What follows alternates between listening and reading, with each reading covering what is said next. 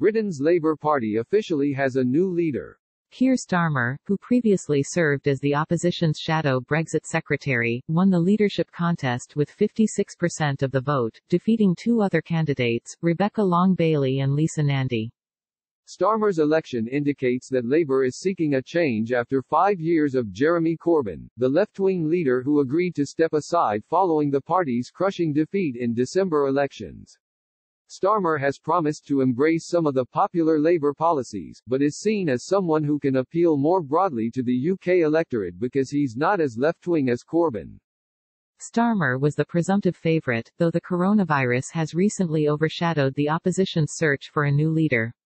Labour's goal was to announce a new leader by April, shortly before important May local elections that would be Labour's first serious electoral test. But those elections have now been postponed. Starmer acknowledged the strange times in his victory statement. "It is the honour and the privilege of my life to be elected as leader of the Labour Party," he said. "It comes at a moment like none other in our lifetime." Starmer, 57, is a human rights lawyer who has served as the former Director of Public Prosecutions and head of the Crown Prosecution Service. He joined Parliament in 2015, and gained a lot of attention during the Brexit debate, serving as Labour's shadow Brexit secretary and helping to temper Corbyn's approach to Brexit. In Parliament, he often articulated a case against the Conservative government's Brexit plans more coherently than the Labour leader, Corbyn. Starmer supported remaining in the EU, though now that Brexit is complete, he's urged the party to move on from the issue and to focus instead on a smooth transition out of the bloc. In his bid for party leadership, Starmer received strong support from labour unions, which helped propel his candidacy and was one of the reasons why he was an early favourite to win the election. Party members hope union backing can help Starmer ensure the party retakes working-class constituencies that have historically backed Labour, but that voted for Prime Minister Boris Johnson and the Conservatives during the 2019 elections. Starmer is seen as something of a compromise candidate who can unite the Labour Party's far-left base and more moderate members. Starmer served in Corbyn's shadow cabinet, though he quit in protest in 2016 over Brexit, only to come back after Corbyn was re-elected leader, and has promised to champion stances that Labour embraced in its 2019 manifesto, like anti-austerity measures. During the leadership election, he avoided attacking Corbyn and tried to appeal to his supporters. Long-Bailey, not Starmer, was seen as Corbyn's ideological successor. But Starmer was seen as someone who was a bit more pragmatic and could appeal to more moderate Labour voters, and who could champion popular left-wing Labour policies and sell them to a wider audience than Corbyn was able to. And Starmer's overwhelming win seems to suggest even the party's base is willing to adapt to a leader who may be better equipped to take the party out of the opposition.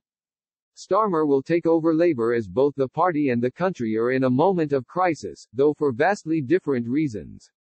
His predecessor, Corbyn, was a left-wing leader who was personally deeply unpopular. Corbyn steered the party far to the left, attracting an energetic base of support.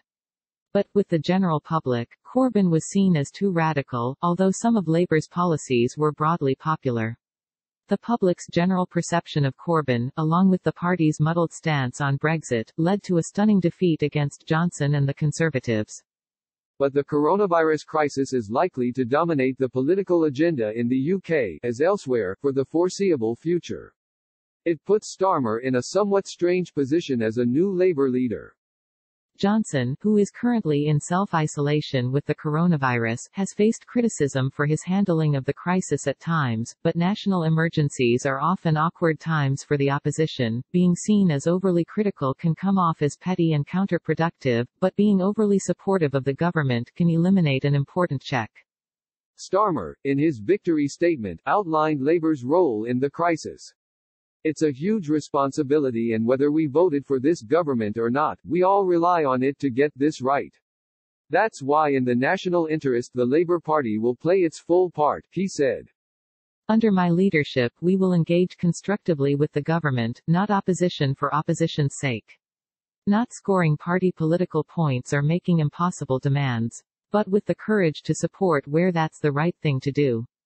And Starmer argued the virus has made it more evident than ever why the policies Labour promotes are in the best interest of the country, saying the UK could not go back to business as usual as the crisis passes, and that COVID-19 had exposed the fragility in our society, that demands a better vision for the country, and for change within the party as well. Johnson said on Twitter Saturday that he'd spoken with Starmer, and they agreed to work together constructively through this national emergency. The Conservatives have an overwhelming majority, so Labour doesn't have much power, but Starmer will have the job of advocating for his party's priorities, particularly in any economic relief packages. But the pandemic likely means that plans to help rebuild the Labour Party after December's defeat will largely be put on hold, for now.